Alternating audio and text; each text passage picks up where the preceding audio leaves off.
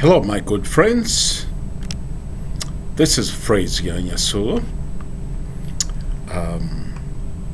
This week, titrations. Many of you have done a titration or two. If you're coming from Chem 1500, then you did 2 titrations in lab last time round. So we're just kind of increasing the complexity of the titration and adding a mass titration variation. Absolutely my favorite. See if I can get this.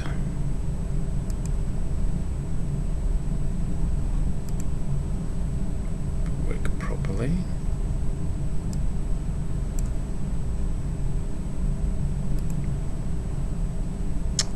All right. So this week we're going to look at volumetric. That's a kind you've done already, and a mass-based approach. And for the first part, the volumetric, what we want to do is standardize, that is, determine the exact concentration of a potassium permanganate solution. If you haven't seen a potassium permanganate solution, nice purple, beautiful color.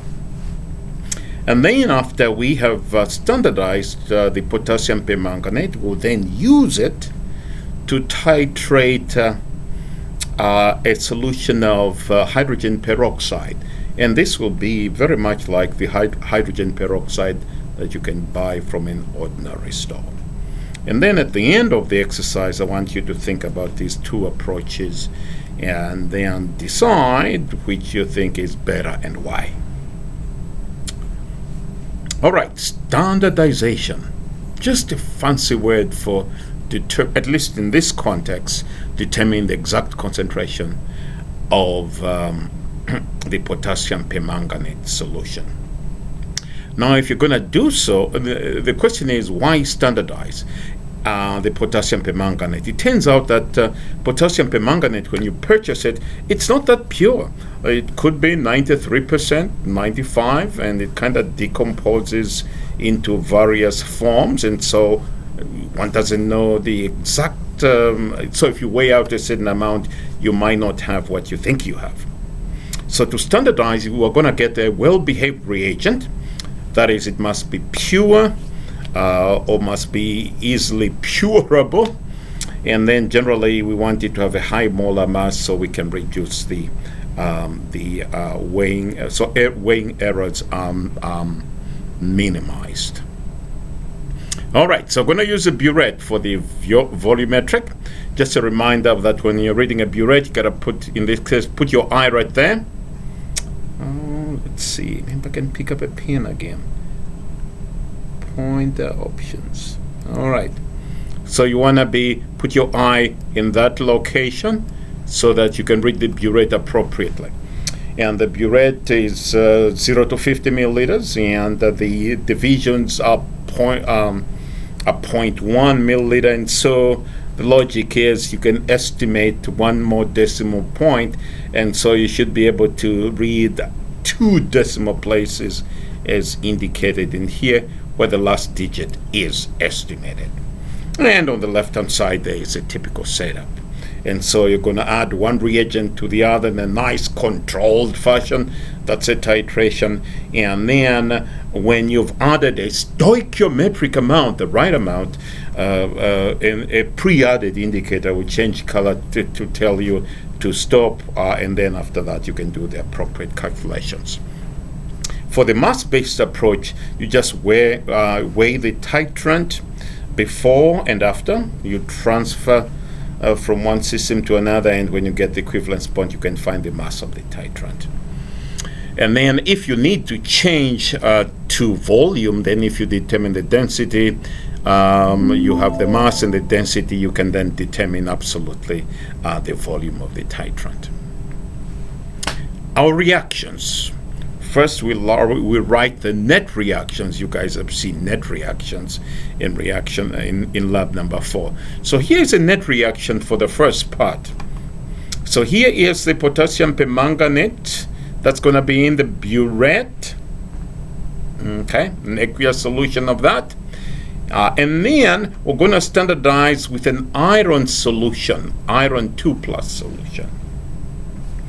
It'll come from, you should know the namings by now, ferrous ammonium sulfate hexahydrate. All right, that's a net reaction, and so we'll add sulfuric acid. What does that do? Well, it provides the 8H+. Here's the potassium permanganate. Here's the iron, and the rest of those are spectator ions. And we'll also, at some point, add phosphoric acid. It just makes the iron 3+ behave better. Iron 3+ is sort of a color of its own, but if it's if you add phosphoric acid, then the color is kind of masked out, and then you'll be able to see the color change, in this case, as you add one reagent to the other. For the second titration, here is the net reaction, net ionic reaction.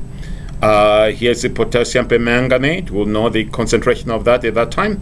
Here's hydrogen peroxide that we'll get. And then again, we'll add sulfuric acid to supply the 6H+. All right, so this is a redox reaction. By now, you've certainly talked a little about redox reactions, at least I hope so in class. We certainly profiled these in lab number 4. This is a redox reaction. The oxidation number or the oxidation state is changing. In this case, in Mn is reduced. Electrons are being added, you might think of it that way. And certainly iron 2+ is oxidized. It goes from +2 to +3. And you can profile the same things for the mass-based approach, where we are titrating the hydrogen peroxide. All right, let's look at the procedure. So there is a burette. You're going to set up a system like that. You'll get a solution of the potassium permanganate that goes in the burette. So you got to wash and clean your burette beforehand, and add a little of the, let's see here, of the potassium permanganate solution after the water rinse, and then like 5 ml and kind of run it, run the burette so that it kind of rinses out the water that was there. And then you rinse this out, and then you load the burette with the sample using a funnel. You want to make sure that this is recorded height level, so you're not pouring way over, just to avoid overspill. Turns out that potassium permanganate solutions are not so good, they're highly oxidizing. And so in our case, we'll weigh out 3 samples of ferrous ammonium sulfate hexahydrate and put in and dissolve that. Not critical of the volume, but a small amount is as usually good. That is, we'll put in 1 sample, and our first run will be just a quick try. So you want to, first of all, read the burette. It doesn't have to start at 0. You can start at any number sufficiently high around here, right? Read the burette. Then kind of run in the solution quickly. That is, open the stopcock down here and run the solution in rather quickly. The goal is to estimate what volume comes, will give us the end point. Now, how do we know the end point? In this case, potassium permanganate is highly colored, and so that will be a self-indicator. As you add this and it's used up, this will remain a clear solution, and as you get closer and closer to the end point, you'll actually see a transfer of the color, and this will turn progressively purple, drop by drop, until, so it goes purple and then it's used up as you mix. There's a stir bar there that's stirring, and then eventually you'll be able to add a drop and then get it to change color. We are looking for a slight pink color that occurs within a drop addition. How about the titration of hydrogen peroxide? Here's the mass-based approach. You guys are going to add 1 gram of hydrogen peroxide. Okay, put a stir bar, and add 10 mils of sulfuric acid to supply the H pluses we were talking about earlier. Here is the solution that you standardize. You know the exact concentration of this at this point in time, and so this is the titrant, and you're adding this to that. Now what we're weighing is this.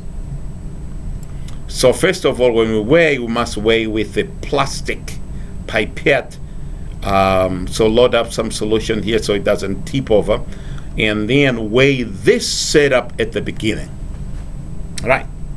After you're done, then you can begin transferring with stirring in the hydrogen peroxide beaker there, transferring progressively with the dropping plastic. I think yours will be plastic, doesn't matter really.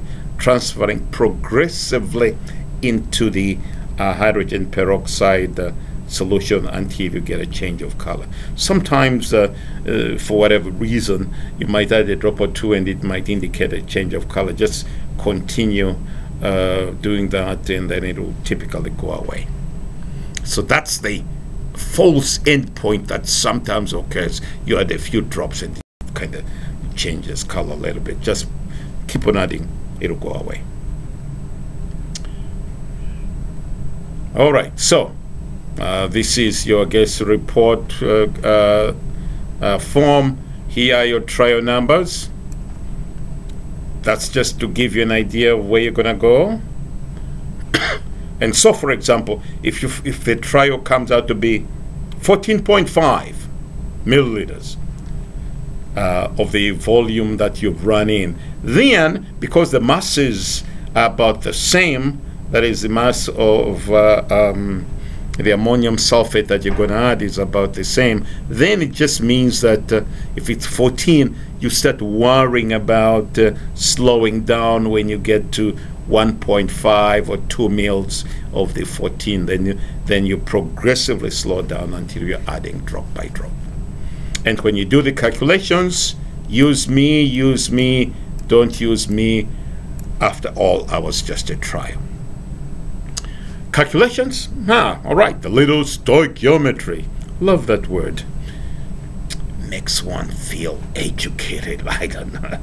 Stoichiometry. So, remember what we know for sure is the mass of the ferrous ammonium sulfate. We can look up the molar mass. I think it's 392 grams per mole or something like that. We can divide by the molar mass to find the moles of the iron complex. Moles of the iron, right? Then, using the balanced equation, we can go from moles of iron to moles of the potassium permanganate. We know the number of moles. We know the volume via experiment. We can determine the concentration. Moles per liter. Here is the hydrogen peroxide data sheet. You're going to determine the density. Why? The reason is, after doing the titration, we'll have a mass, and we want to be able to get the volume. So the connection there is density. And you've done this many times. So try a run again, just a try a run it quickly, and then controlled nice runs for run 2 and run number 3. So this, what we get from this is the mass of the potassium permanganate we've transferred into the hydrogen peroxide. Mass, there it is. So grams in this case. Well, we have grams. We determined also the density. We can find the milliliters of the potassium permanganate used. Convert that into liters.